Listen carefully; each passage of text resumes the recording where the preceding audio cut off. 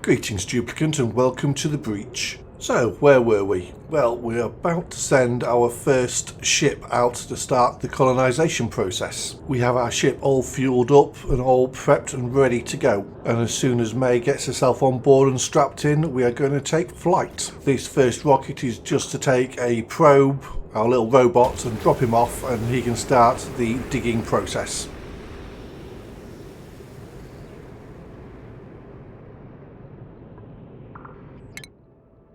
As you can see from the star map, the journey to the next asteroid over is only 2 squares, which is why we're able to start this colonisation project on just carbon dioxide engines. Once our robot has excavated the starting area for the base, we'll be able to send our first colonist over.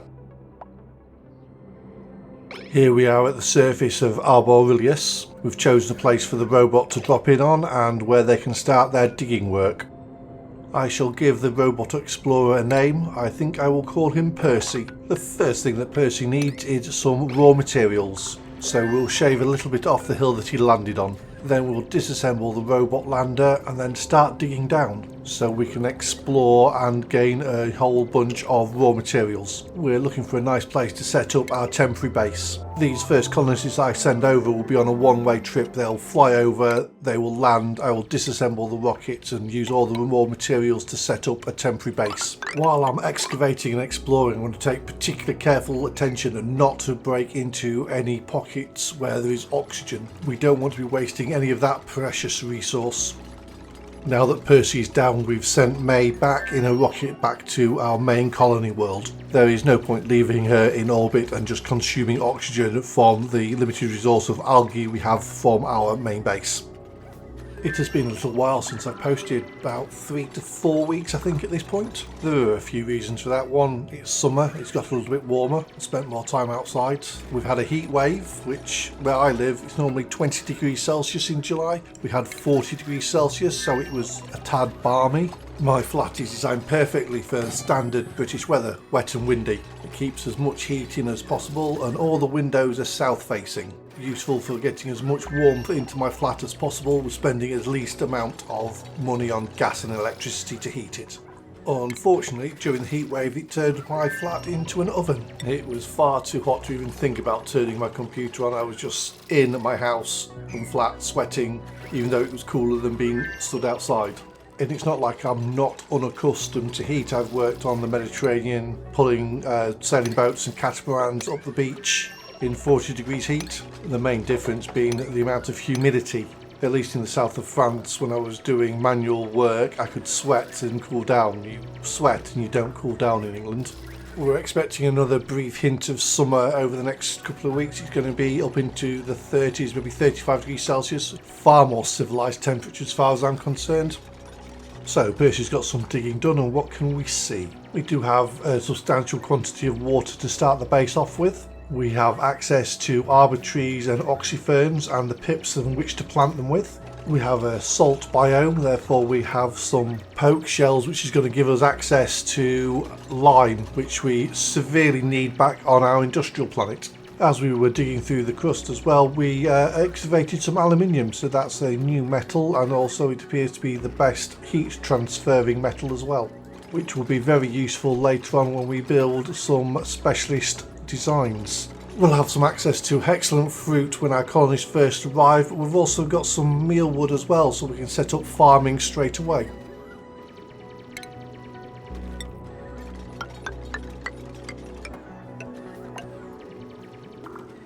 A quick look at the temperature to make sure it's livable for our duplicants. Well, we're going to send Percy digging off to the right hand side of the map past where the toilets are because something interesting is happening. There's a gap in the background of the asteroid. Also, having a toilet pre-built at the base could take a little bit of pressure off the first colonist that arrives in their first cycle here. Right at the bottom of the screen you can see a saltwater geyser. This pushes out hot salty water at 95 degrees Celsius. That's going to be probably a priority once we land to block it off to stop the heat transfer into the rest of the base.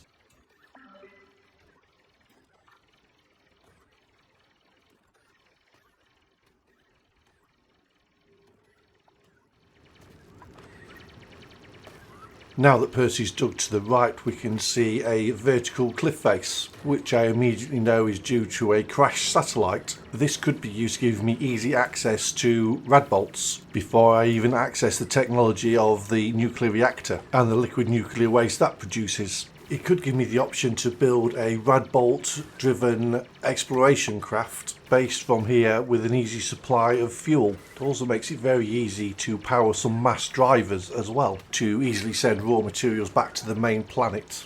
Before we make big decisions like that, we need to get more of the asteroid explored.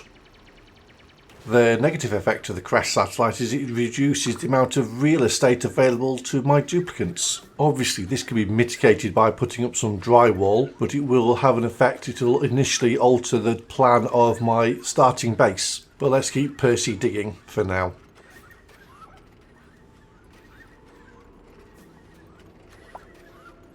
Here I realise that Percy can't build drywall, so what I'm going to do instead is build a manual airlock.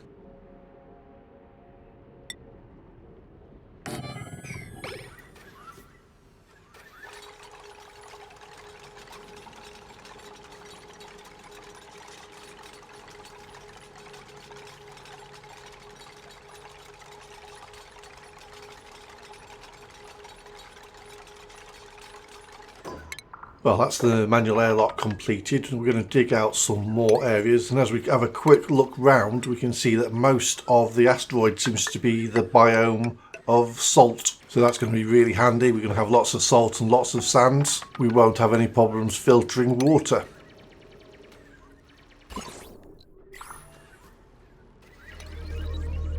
Well, Percy's been busy. We've got him digging out some area for living space for our first duplicant. As you can see, the bedroom has already been built, though we still haven't tapped into any of the available oxygen on the asteroid yet.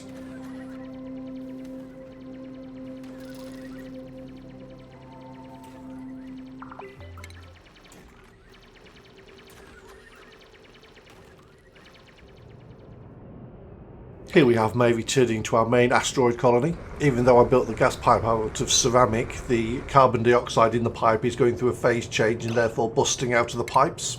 I do have a switch in the industrial brick, but I accidentally sent a little bit too much CO2. So I'm draining the excess, it's turning into a liquid and falling down into the base, and then it's being recycled by being pumped back into the industrial brick. Once the rocket lands, it's automatically filled back up with CO2 ready for the next mission.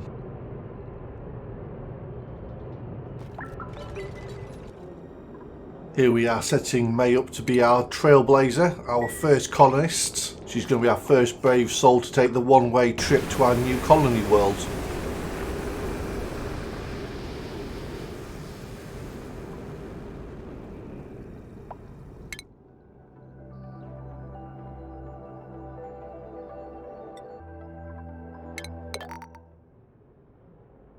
Just getting the Trailblazer module to land next to what will be our airlock.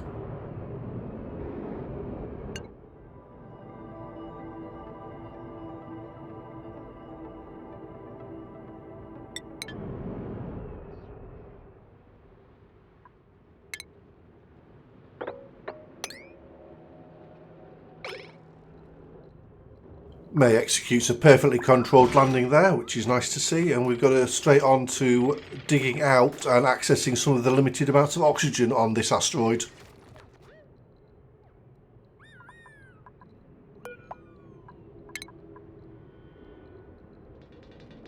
We're going to deconstruct the lander and obviously recycle the materials.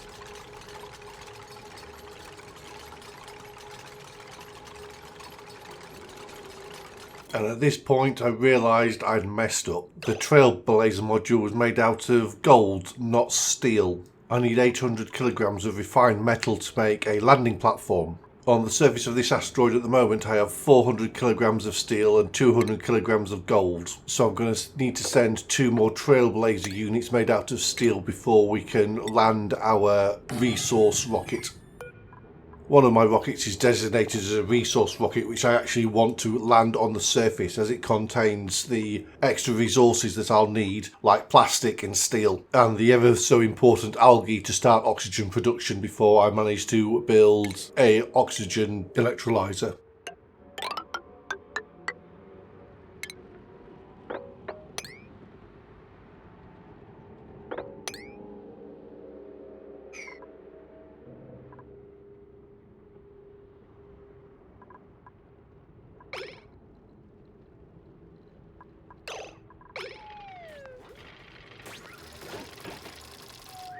While May's getting a little bit of shut-eye, we'll get Percy doing a little bit more exploring and opening up some more caverns that contain oxygen. These caverns also contain excellent fruit, which will be a good supply of food initially, and more exploration is also really good.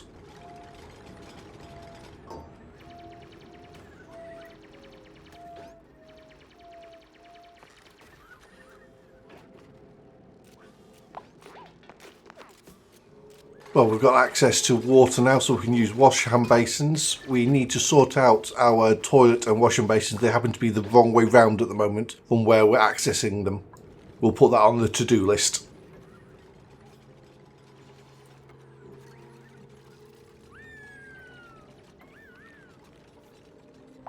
It's with great sadness that I inform you that Percy's batteries have died.